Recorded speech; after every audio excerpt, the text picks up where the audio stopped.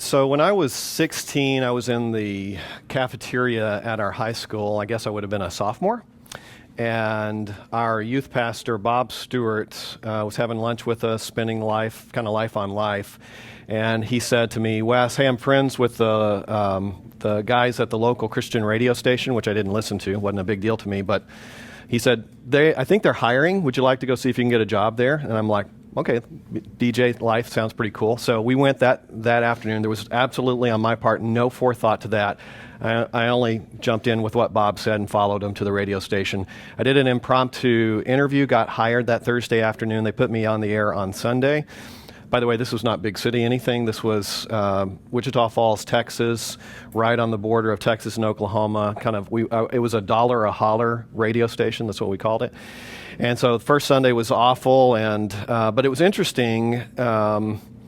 The year before that, when I was 15, I sensed a calling to full-time Christian ministry, also under Bob's leadership as a youth pastor. And as I was thinking about this session today, I was thinking back to Bob's influence in my life, and one of the things that I picked up from Bob was he must have seen something in me that I wasn't seeing in myself. I wasn't thinking a lot about it, so we went to the radio station. That was cool, and he connected that radio station media thing back with that calling thing. So that was cool. Fast forward, now I'm at the radio station for 6 months to 18 months, something like that. There's a bivocational pastor that led the $1 a holler Christian radio station. He was from New York. His name was John Green. And one day he gave me the assignment to go write a commercial for a local jewelry store. Of course, that's something I would know a lot about, and produce the commercial, do the voice, do the script, get all the stuff done. This was, by the way, I'm 50, I was 16, you do the math. This was pre-digital, everything, right? And the next day, I came into the radio station, produced the spot, gave it to him, came into the radio station, and we didn't have Slack, we didn't have email either, but we had a bulletin board. And John had written a memo to the staff that said, I just want to commend Wes for this commercial I gave him. I've been in radio X number of years. It's really cool to me to see some young talent do this kind of thing. And I can't tell you what that did for me to know that this guy was for me. Fast forward 10 years now. That was when I was 16, 17, 18. Now I'm working at Moody Bible Institute. I was working at Moody Radio. And Dr. Stoll, Joe Stoll, was the president at the time, and he had an amazing gift of individually knowing it's like he could look into your soul. Everybody's nodding that knows Dr. Stoll, know everything about you, but it was like, I see something in you, let's get it out, kind of thing. And when I left Moody to go work for Dennis Rainey at Family Life, I'm kind of giving you my history, but I'm also letting you hear a narrative that's common. Dr. Stoll was so gracious with his kindness of attention and words and what he saw in me, and he couldn't understand why I'd want to leave that environment, but I found a very similar kind of environment working for Dennis Rainey. He would say things like, Wes, don't mess up. Okay, great. And as guys, that speaks to us. It doesn't matter what I'm doing every day. Don't mess up. But he would also say, what is it that's so big that it would honor God that you pray? So he's teaching me how to pray big, things. And then also this common approach, I see something in you, let's get it out. Anyway, I just wanted to let you guys know that the power of someone being for you is just incredible in our development. And if we were to take this workshop and put it into just one idea that I want to sync up from some of my experiences, 35 years or so being around Christian leaders, great experiences and not so great experiences, just like you in the room. The idea I want to sync up is, when I get to it, I want to tell you this. The mission that we're on is worth it. We're doing the Great Commission, right? We're making disciples, so the mission is worthy of this idea. It honors and glorifies God. Also, the idea that I want to sync up with you today, it doesn't happen as frequently as you think it should, and as Christian leaders, it ought to happen all the time. And here's the simple idea. If you want to take this and then leave the room, we'll have done this workshop. Just be for one another. Be for your staff. Let them know that you're for them. So today what we're going to do is we're going to lean into that kind of thinking. If God's for us, who can be against us? And if we're agents of reconciliation, ambassadors on his behalf, we ought to be ambassadors to our staff as well. And then coming from the workshop or the session we just listened with Dave, I mean, this is all about humble leadership as well. So that's a little bit about me. That's a little about that. And here's where we're also going to go. We're going to talk a little bit about the need for policies and procedures and guidelines and values and objectives. Every organization needs a toolkit like that. But again, actually being for your team is the macro narrative. You can have all of the best policies, all of the best procedures. You can have everything and it's just buttoned down and it's super neat. But if you're not for your people, it doesn't really matter. Or you can have a really poor set of undeveloped tools, and you can still be for your people, and it's still going to work. So we'll talk about some of how to do that. So 3 places we're going to go today. Number 1, be for your team because they are family. They are God's, and they're part of the body. I'm going to give you 5 basically five ways to develop that mindset. And I'm going to be asking you guys to be listening for, that one thing or those 2 things from this workshop that you take back and you say, okay, I'm going to work on that right now. So I'm going to give you some ways to deepen that. But as you listen to my 5 ways, you may have some as well that you would add to that. And then 10 gifts to make them more dangerous. Now, we heard just a minute ago that you can be dangerous in a negative way, and you can be dangerous in a positive way, so we're going to be dangerous for the kingdom and for the gospel. So, biblically, 1 Peter 4:10, I'm going to make this assumption. Let me ask you this, are there any parachurch leaders in the room? Are we all from churches? Okay, so we're all from churches. That's the assumption I wanted to make there. So if our staff that we're called to develop is from our church, they are already a part of the body, right? So like members, they're a vital part of the body, and as each one's received a gift, they're to use it to serve one another as God's steward of his varied graces. So when we look at our staff, we don't look at them as mercenaries or hired help. We look at them as part of the body that we need to develop. So if the members are a part of the body, so are our staff. And family language also applies too. So 1 John 3:16, by this we know love, that he laid down his life for us, and we ought to also lay down our lives for the brothers and for the sisters. So again, they're not just people that are there to do your bidding. They're a part of your family, and the family language applies as much to them, maybe more so than to members. And again, they're God's. So he bought them. You're not your own. You were bought with a price, 1 Corinthians 6. So they're God. So this is Sunday we were talking about God loves a cheerful giver. And as we are for our staff, we're going to talk about sort of a total life generosity applied to leadership and management and guiding our staff. So we want to be generous to them, and we want to be cheerful energy bringers to them. So we're going to talk here about 5 ways to deepen this mindset.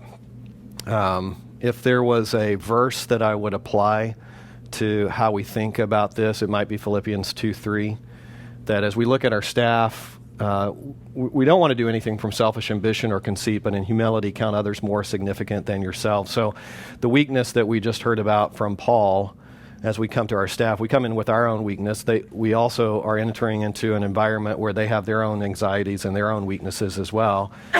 And yet, we're the body. Each one's got its part to play. And so when I look at Mike, who's on our staff, Mike's got expertise and giftedness that I don't have. Trent's got expertise and giftedness that I don't have. Yet I have some things that they don't. So we're multi-dependent on one another.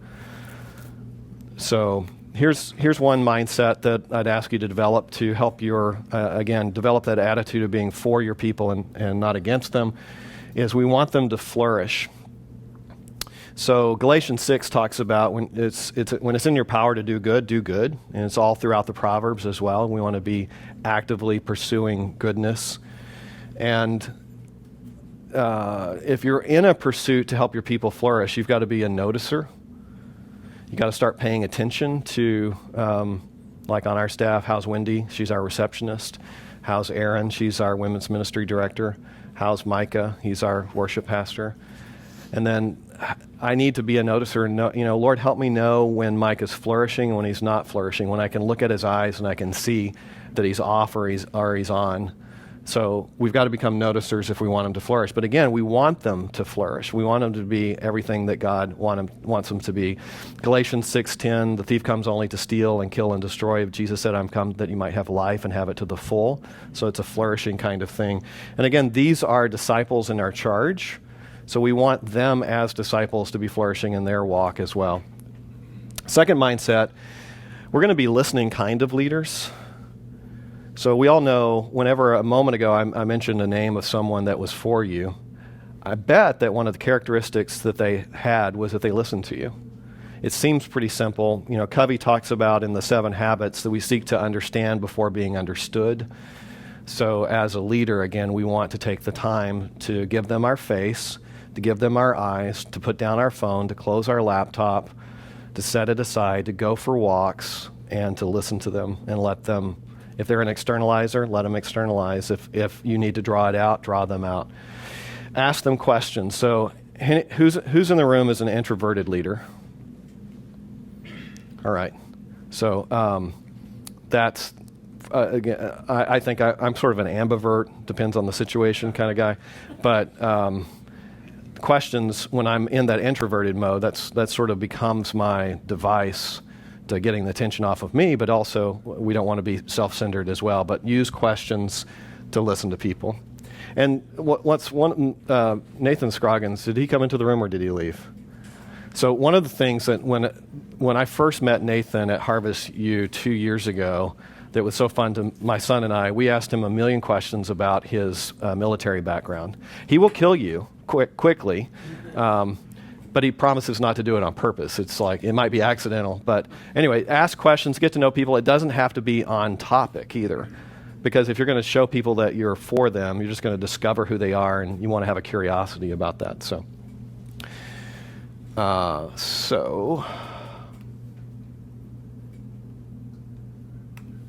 okay, mindset 3.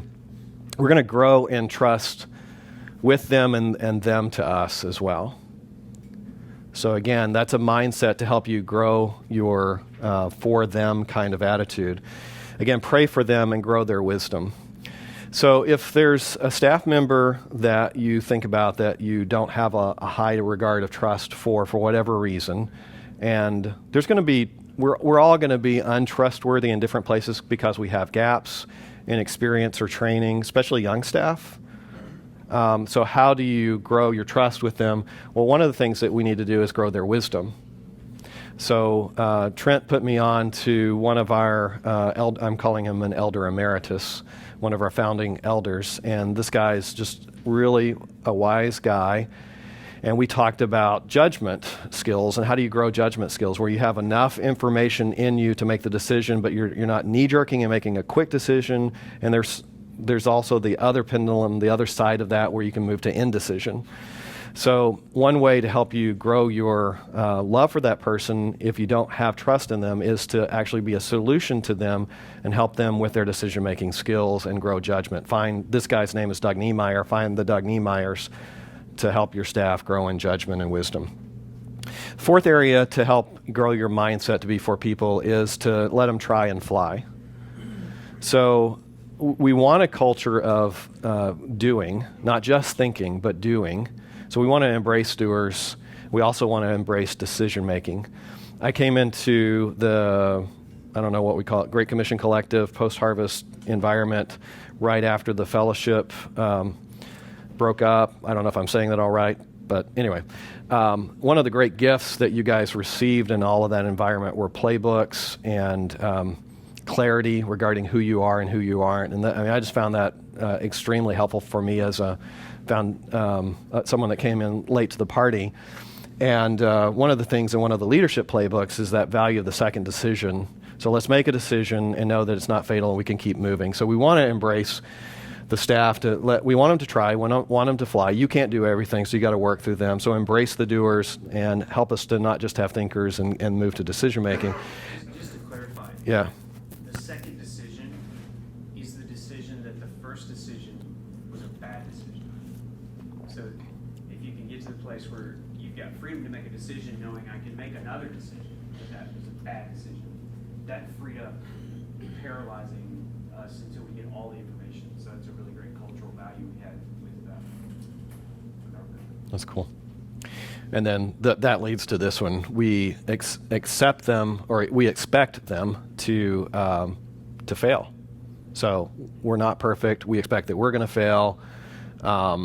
And we want to grow a culture of risk, but also a culture of continuous improvement.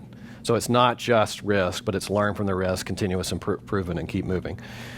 So some of the characteristics then of those kinds of things, and again, there are other mindsets, but in my listening tour of life and listening to some of these great leaders that I have been privileged to be around, is that they were these kinds of people. They were listening leaders. They allowed us to try things. They let us know that they were really for us. And these are some of the characteristics. Real humility. I remember one day Dennis Rainey came into our studio at Family Life, and we all had a lot of respect for him. And he said, "Hey guys, am I okay to work with? Do you find that we get along okay and all that?" And the rest of us were like, "Yeah," because he was kind of a normal dude with a lot of influence and scope. And he said, "Do you want to know the secret to that?" And we're all like getting out our notepads, it's like, "Yeah, tell us." And he's like, "God just humbles the snot out of me every day." That's a direct quote. So humility matters. We want to be ambitious in goodness. So ambition's not a bad thing. It can be a bad thing, but we want to be ambitious. But we want to be ambitious in goodness. Bringing the gospel forward is a good thing, but we also want to be ambitious in doing good to our people. We want to have an approachability and an other-centeredness, and again, an eagerness, a curiosity, a delighting about these kinds of things. Okay, so here's what I want you to do right now. I want you to break up into groups of about 3 or 4. I want you to talk about that person in your life that authenticated these things for you about being for you, and how it made you feel. What kinds of things did they do? Okay, so you guys talk about that for a few moments in groups of 3 or 4. Go. This is a short workshop, so go.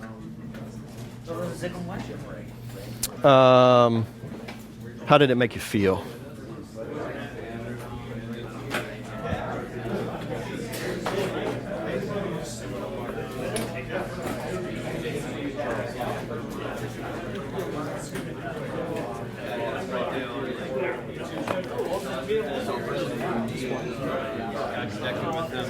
Okay. Got connected with them within the year.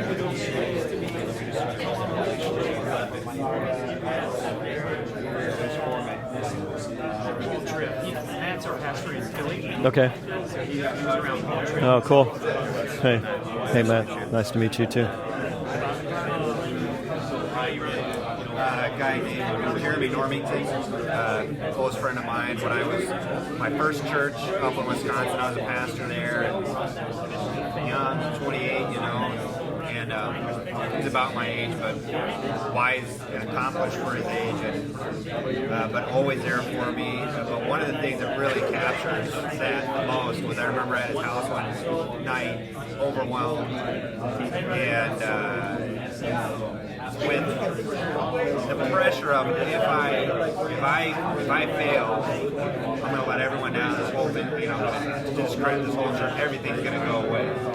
And he said, and he just like with such sincerity and almost naivety, he's like, "Ryan, even if you fail, you're still going to love me." At that moment, I knew there wasn't anything I could do that I would lose that friendship. He would be there no matter. Pick with one with you, Pastor. For me, it was good. Dan Huckett to his name. He was a soft-spoken, gentle giant.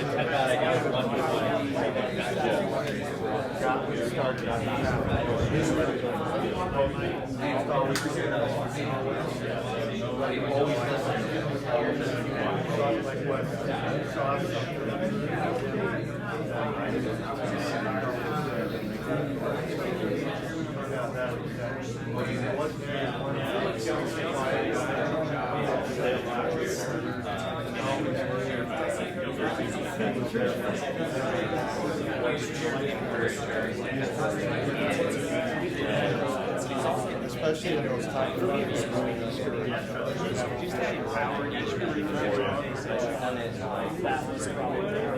What? One more minute.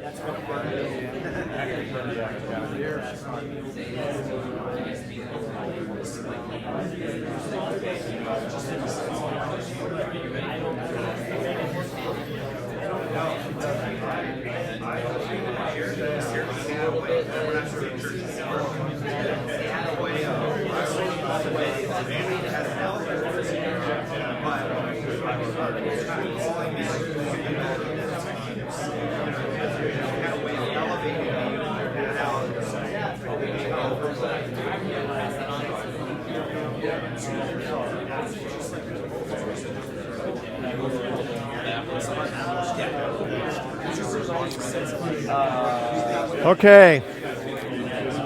All right. That's me. My voice doesn't carry. Okay. Let me hear back from you. Okay, Nathan.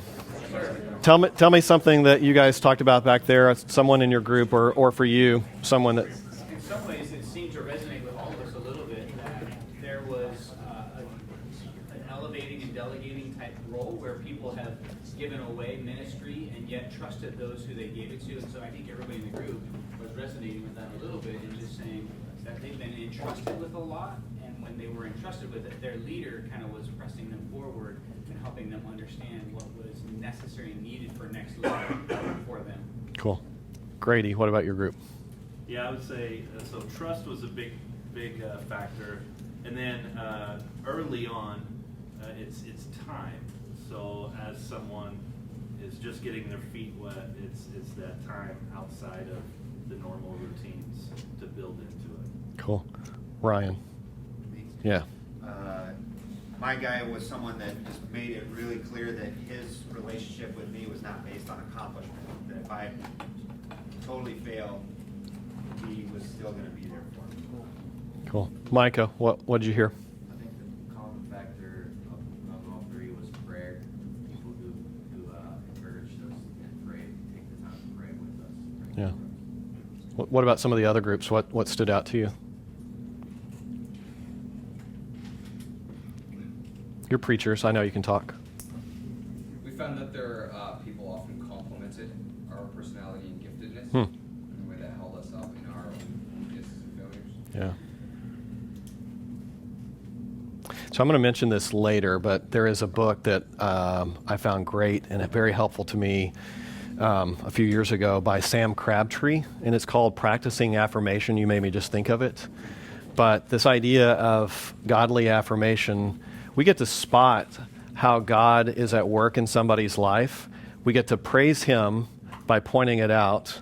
The person gets built up, God gets glorified, disciples are made, Great Commission advances. It's really cool. So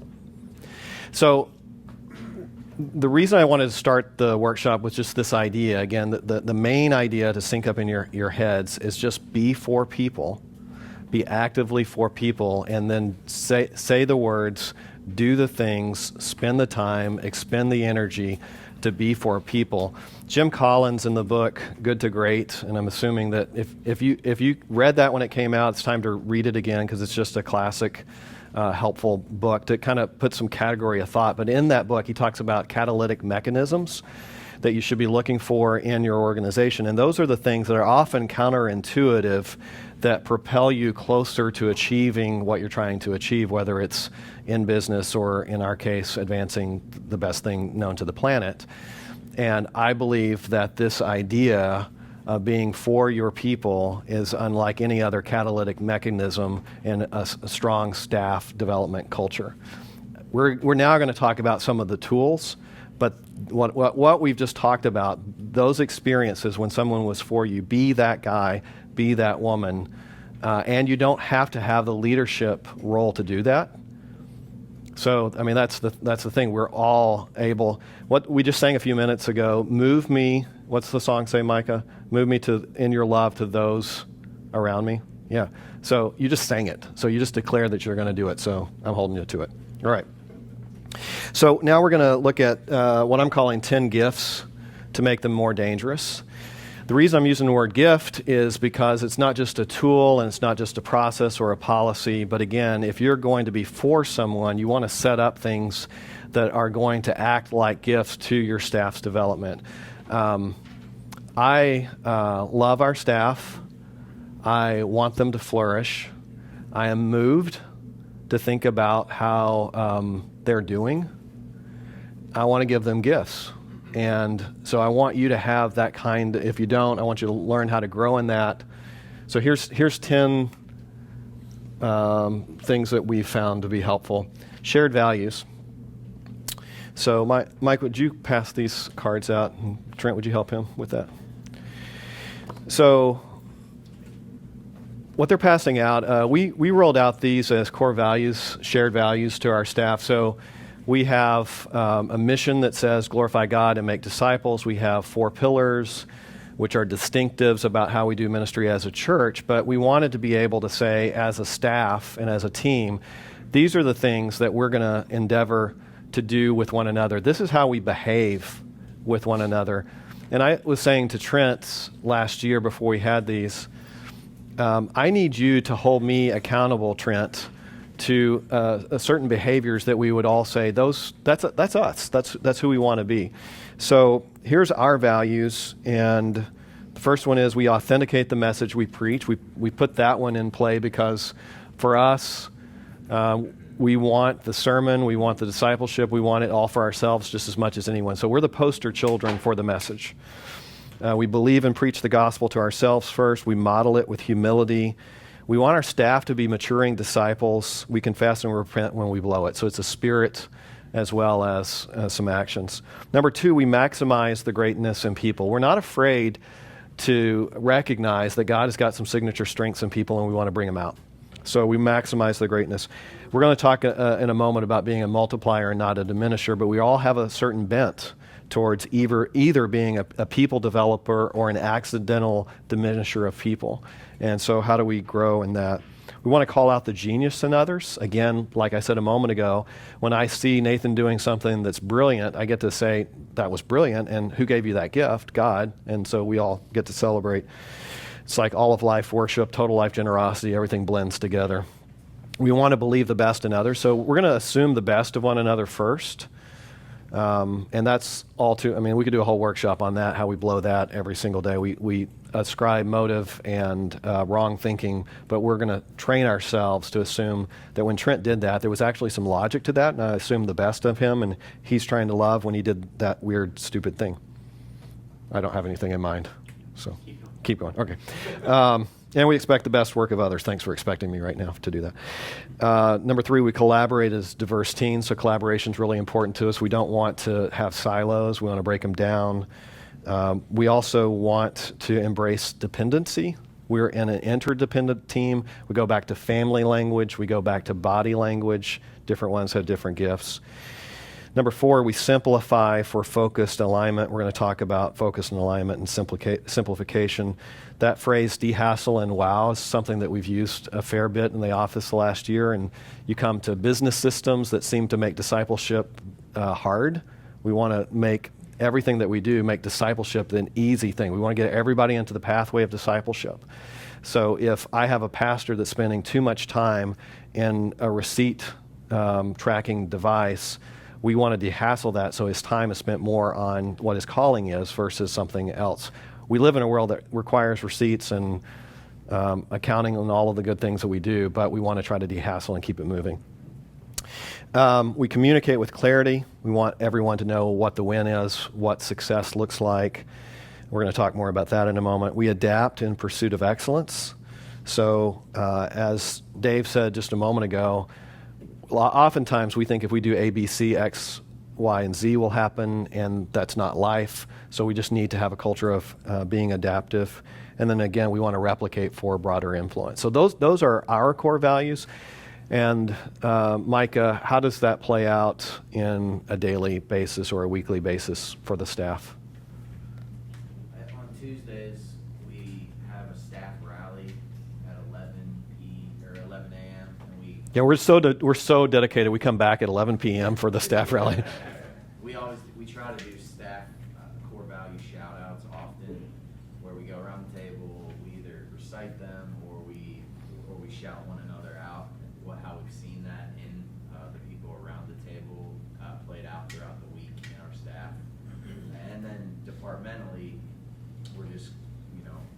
each other accountable to these things and calling out the good things that as we see them. So it's a really helpful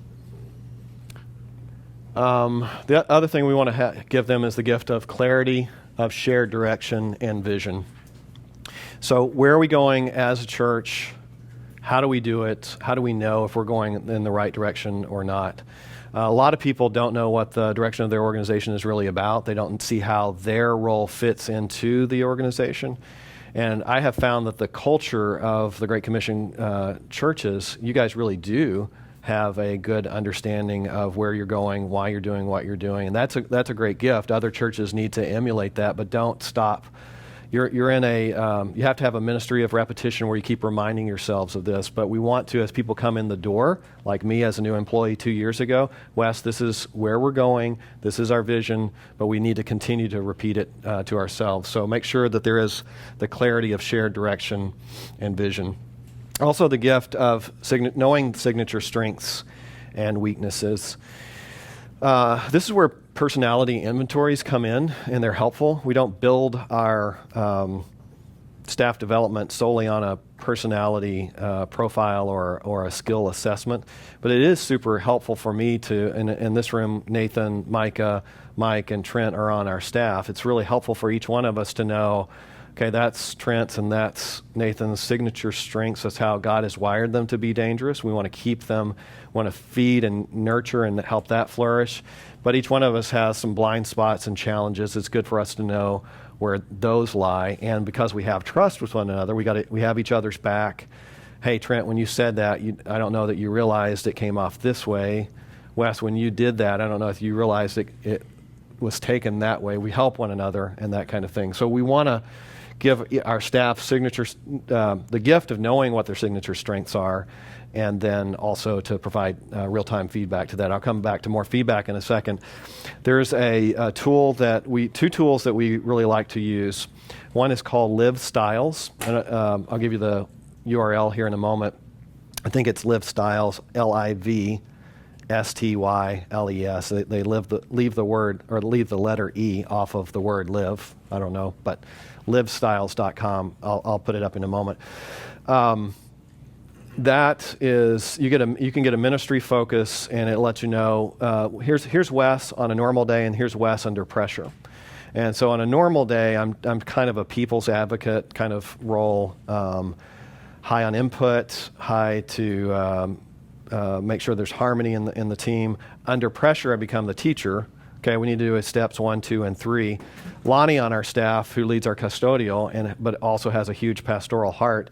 Lonnie, not under pressure, is a supporter, and under pressure is a supporter, which is great to know. When I'm under pressure, who am I going to go to support at least something I'm doing? I'm going to go to Lonnie. So know your signature strengths and weaknesses. Also, Strength Finders is another tool to know where your staff is. Out of curiosity, what are some of the other tools that you guys use? Does anybody in the room use Live Styles besides us? Okay, great. I wanted to introduce you to something that I've used it for the last 10, 12 years. Found it super helpful in staff development conversations. How about Strengths Finders? Anybody using that? Clifton Strengths Finders? Okay, great. So you guys have got some homework to do to go find that out. What are some tools that you guys are using? Integrous leadership. Okay. Enneagram. Okay.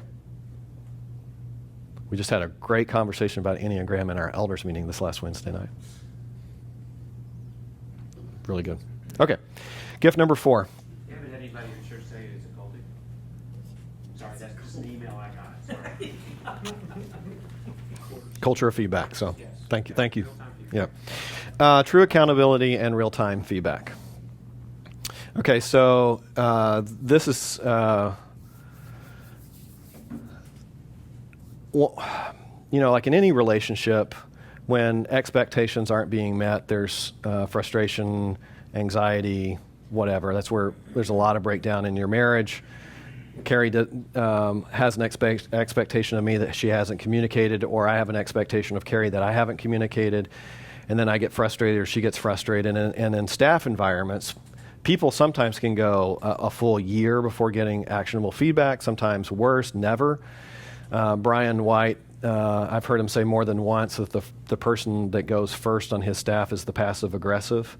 Typically, the passive aggressive is going to just make you try to figure out what they're aggravated about, and then you'll find out on your annual performance appraisal, which wasn't really helpful because you're actually here at the church wanting to do well. So we want to give true accountability and true feedback. So I'm going to show you a tool that I've been using, and I use this with individuals, and then I also use it with leadership teams to help an individual know that they're doing fine or they're not doing fine. And if I could go back in time, I'm right now in this moment, I'm thinking about a guy that we had at the radio station that I worked for in Dallas. I was a 23-year-old manager. This guy was 40, so I was frightened of him because I was still trying to figure out how to lead.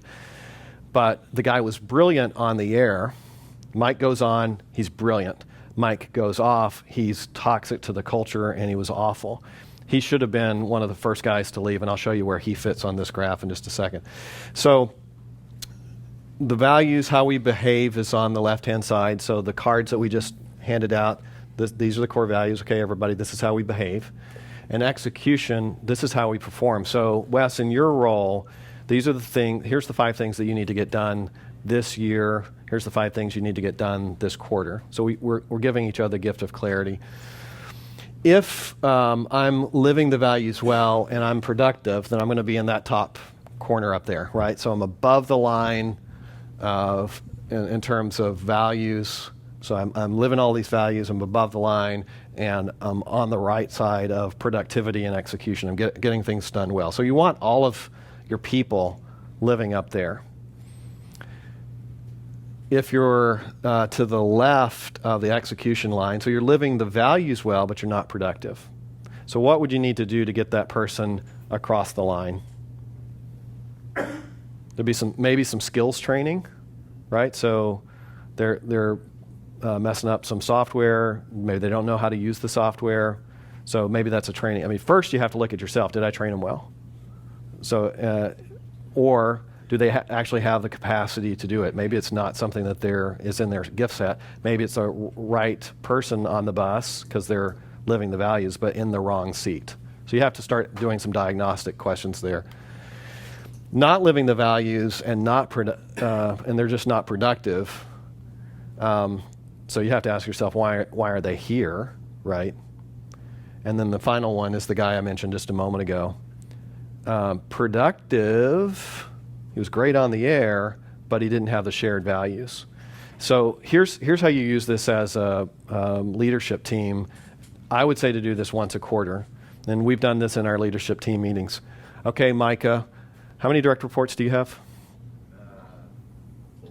Okay, so I would say to Micah, tell me where Josh is on this graph. Tell me where Nick is. Tell me where Ben is. I'm missing somebody. James is.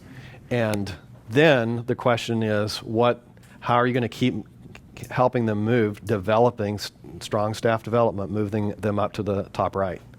So we had one of the guys that he mentioned last year was somewhere, well, he was actually right about here. We had we brought in Nathan, myself, and Micah, and we had a come to Jesus meeting with this individual, and we were just really clear about this. We used charts like this, and we said, you're not living the shared values. Attitude is suffering, and that's causing you to not be productive. And we see something in you. We are for you. We want this to work. The guy went away, prayed, and he has had an amazing, that was a year and a couple of months ago, and he's had an amazing year. And it's really been cool. He's one of the most energetic energy bringers to other staff right now. So, but he got the gift of clarity because Micah did the hard thing to do that. So, thank you. So plot it and help each other know how to move people along. Gift number 5, a multiplier culture versus a diminisher culture. So there's a book by Liz Wiseman called Multipliers. And if there were just a handful of resources that if I said, give me, Wes, give me just the best tools that you've bumped into through the years, this is going to be a top 5 for me, Multipliers. Has anybody read it, out of curiosity? Do you guys agree with that? Don't diminish me. So thank you. So multipliers. Yeah. So Wiseman. It's a great companion book to. It's not a Christian book, but as you read it, you'll go, oh, I see Romans 8 in here. Oh, I see Philippians 2-3 in here. Oh, that's like level 5 leadership from Jim Collins in here. And it gives voice to a lot of things. But one of the things you'll find that it helps you be a talent magnet, attracting staff to you. It'll help you walk in the room. You know, a diminisher walks in the room and it's all about them. And the collective IQ goes down real fast, right? And everybody is just like drained. A multiplier comes in the room and the collective IQ goes out because he's drawing it out. And that's what you want to be. So we're now skipping rocks until we're done here. So gift number 6 is the ministry of repetition. Another tool that you need to have in your toolkit is The Advantage by Patrick Lencioni. Another book. You guys read that book? So there's 6 core questions in there. A whole lot of that book is about organizational health. I'm going to put up a slide at the end for all these resources. But in that book, it asks these questions about organizational health, and one of the main things is just repeat. Repeat in multi-channels, your message, repeat one-on-one, repeat in a group, and it's just this ministry of repetition. You just can't stop repeating. Clarity, why we do what we do, and that brings organizational health. One of the other tools that we're using is, I'll mention this in a moment, everything's in a moment, but I'll mention this other tool that we're meeting. We're bringing a similar, every meeting that we're doing has a similar format to it. So you walk into a meeting, you should know kind of what to expect in the course of the meeting. And one of the things we're asking ourselves before we walk out of a meeting is what are the cascading messages from this meeting that somebody needs to know? So it's this culture of, okay, Nathan needs to know we talked about that. You write it down. Who's got it? Who's going to talk to Nathan about that? But sometimes it's repetition. So ministry of repetition, you've said it once, that's great. Say it a million times. Again, the gift of a common operating system. So everybody has an operating system for the way you lead, the way you manage, and the way you hold accountable. Your operating system may be that you're not holding anyone accountable, but that's your operating system. Your operating system may be one that you don't give feedback, but that's your operating system. So earlier, and everybody defines things like strategy different. Everybody defines goals different. Everybody looks at how you do annual planning different and quarterly planning. So earlier this year, we adopted this. This book is called What the Heck is EOS? EOS stands for Entrepreneurial Operating System. Again, not a Christian book. I'm a pastor first who's grabbing some of these tools, and I'm pasteurizing. That's not a word, I know, but I'm using the principles. Hopefully you can hear my heart for people coming through, using the principles in a way that makes it effective for discipleship and all that. This, you've got to answer 8 common questions, but it gives us a common language. So basically a glossary of terms. Hey, when we say goals, we mean goals by the definition in this resource. When we say objectives, we mean this. When we talk about calendaring, we mean it this way. That way we just get all on the same page. I was telling Mike earlier today, there was an organization I used to work with that I didn't really like their the primary leader's definition of strategy or execution, but rather than fighting it, I just said, okay, I'm going to adopt that because we've got to have compliance and unity on how we think about things. So this is a shorter trip to compliance, is adopting an operating system like that. So that one's either Traction.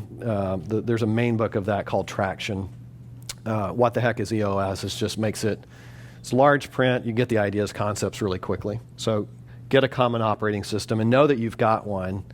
And any of the stuff, if you see me through the weekend, if you want to talk more, I'll tell you what's working and not working. Again, narrow the focus. I want to jump out of the PowerPoint and show you another visual just real quick. So, no, I'm not. Well, I'll just tell you about it for a second. So Studies have shown that if you have 11 to 20 goals in the organization, do you know how many goals you actually get done if that's your organization wide? Typically, the organization gets 0 goals done when you have that many goals. If you have 4 to 10 goals, you typically get 1 to 2 things done. You get those goals achieved. And if you have 2 to 3 goals, you typically get 2 to 3 goals done. So the gift of clarity and focus is really important because, again, people want to serve you well. They want to know where you're going. But you got to give them the gift of narrowing the focus. That's for each person's position, and that's for the organization as well. And one of the things that Trent did for me when I came on board, he handed me the book Simple Church by Eric Geiger, which is the big idea in that book is getting people in the discipleship pathway, and it's all about discipleship. Strip it to the essence, keep it about the main thing. And the other book was Gaining by Losing by J.D. Greer, and he said that's the kind of culture I want. I want us to be a living sent kind of church. He narrowed my focus as someone. My job was to come in and help ministry effectiveness, but he gave me focus, and then I can implement that. So narrow the focus. And again, if you're for somebody, you're going to have a lot of conversations and say to each other, Mike says to Wes, I think you're concerned about too many things. Narrow your focus. And I've said to Trent, oftentimes when we talk about our quarterly goals, Trent's 2 quarters this year, 2 of Trent's goals were speak to Wes whenever I'm overthinking and I've got too many things, and get me to essence, because that's one of his signature strengths. Bust the silos down is a gift. That's the deconstructing way to say it. The other way to say it is integrate. Give the gift of integration. Focus and integration, probably, if I were to narrow it down to, if I were coming into your organization today, your church, I'd probably, those for me would probably be the 2 things I would look at first. What are you focused on? Who are you? Where are you going? Does each individual know what they're doing and how they're bringing value? And then the same with the organization. So bust the silos down, integrate. Let me say one more about that. I think old model, we think in terms of senior pastor, and then, if you're blessed enough to grow to the size, you can get an executive pastor. I think we were all looking forward to the day. Maybe you're still there. And if I could just find somebody that had different strengths and could complement me. I think one of the things that we've learned with Wes, we don't even use the term executive pastor anymore. Wes is what we call the integrator. It's not on his job title or anything. What's your job title? Pastor of Ministry Development or something? I don't know. But that clarity. But that integrator role, the best thing that Wes does is he gets the right people in the right room and says, talk. So children's ministry director, get in the room with the youth ministry director, and y'all talk about discipling the next generation. Person that's handling the finances, get in the room with the chairman of the elders, so that you guys can know what's going on with the finances. And that's an integrator role. That's one of the best things. And so, if you're in an executive pastor role or second chair leader, if you can grab that integrator concept, and you'll find that in the EOS book and the traction book, that's been a game changer for us. And it actually removes the pressure off the second chair leader to do all the operational, organizational strategy stuff. He just gets the right people to do that stuff together. So breaking down the silos, that's been a game changer that Wes has really helped our culture in. So I really appreciate it. Yeah, if you're an executive pastor, the good news is, I don't really do anything. I just get, y'all talk. Okay, we're good. So, next, yeah. Can you explain the metaphor more? Give me a bad example of a silo at church. I guess I'm missing. Can I use you guys? Not that you're a bad example. Let me say it from a challenging standpoint. It may not be a bad example. Worship team, discipleship team. Discipleship team's pulling off an event. Worship team are the ones that are solving visual problems for them, or creative arts and all of that. And if those teams aren't fused together, what's expected? Should it be this color, that color? This team, Nathan's team, is the ones charged for discipleship of men's, women's, small groups, whatever. Micah's team is charged to bring creative solutions to that team. But if they're not in the room talking, so we're just trying to make sure that everybody is talking like that. And if they're not talking, that's not good. And then also, if Trent's vision for the way discipleship or something should go, or the elders' vision for that, isn't trickling down, cascading, and everybody else is developing their own vision for something, that's a problem. So. Can I give another example Yep. of that? So a common one that I see is among family ministry teams. So you have a children's ministry, maybe a junior high and a high school ministry. And so what we don't do is take into consideration the family. So we create our own silos where we are requiring families to come to an event, to do a certain thing multiple nights a week, or pay for certain things multiple times in the summer. And so we are, instead of unifying the family, we're actually spreading them and Yeah. moving them apart. Yeah. Okay, so I'm supposed to be done right now. Can you guys give me 2 minutes? So I want to, here's the essential resources: Multipliers, Practicing Affirmation, What the Heck is EOS, The Advantage by Lencioni. In the Good to Great book, especially lean into the Leader 5 or Level 5 Leader by Collins. FindYourLiveStyle.com is the resource I was talking about a moment ago. By the way, I've got a notebook beside my desk with everyone on staff's live style. And what I do is I reference it when I get ready to go into a meeting, and it reminds me, oh, Trent's typically wired this way. I don't want to stereotype him, but he's typically wired this way. A practical example, he and I share an assistant, and Leanne one day came into my office, took my coffee table.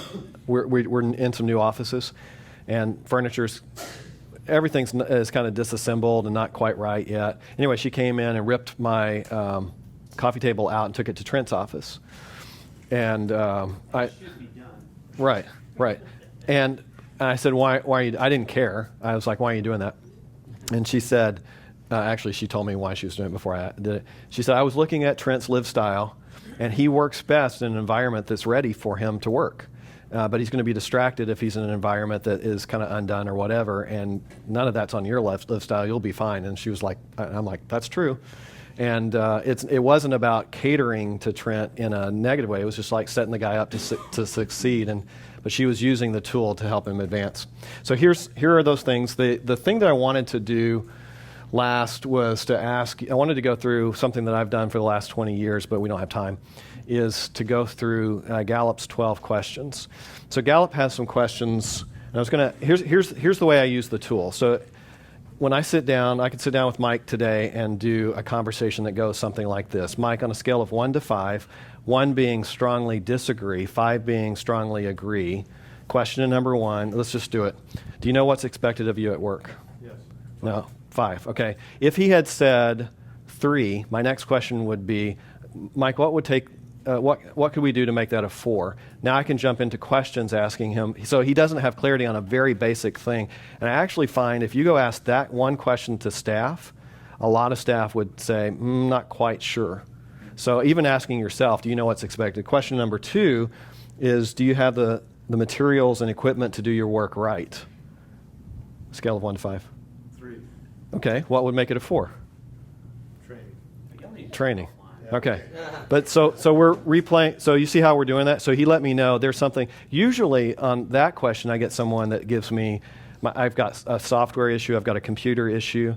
And it's actually, I'm thinking as a leader, I get a bone in this one. Everybody's going to win on that question. I'm going to let them walk out with something that they need. But they were bashful.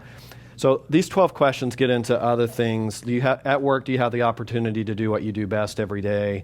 And they're cultural questions. And I find that they're a quick evaluation of how I'm doing serving them. And I've said to my staff for the last 20 years, if you ever need to talk and you don't know how to get into a conversation with me, say to me, Wes, will you ask me the 12 questions? And then I just know we'll go all the places with the 12 questions. Okay. If you want the slide deck, wward@mygospelcity.org is how to find me. Actually, it's how to find Leanne, but she knows how to find me.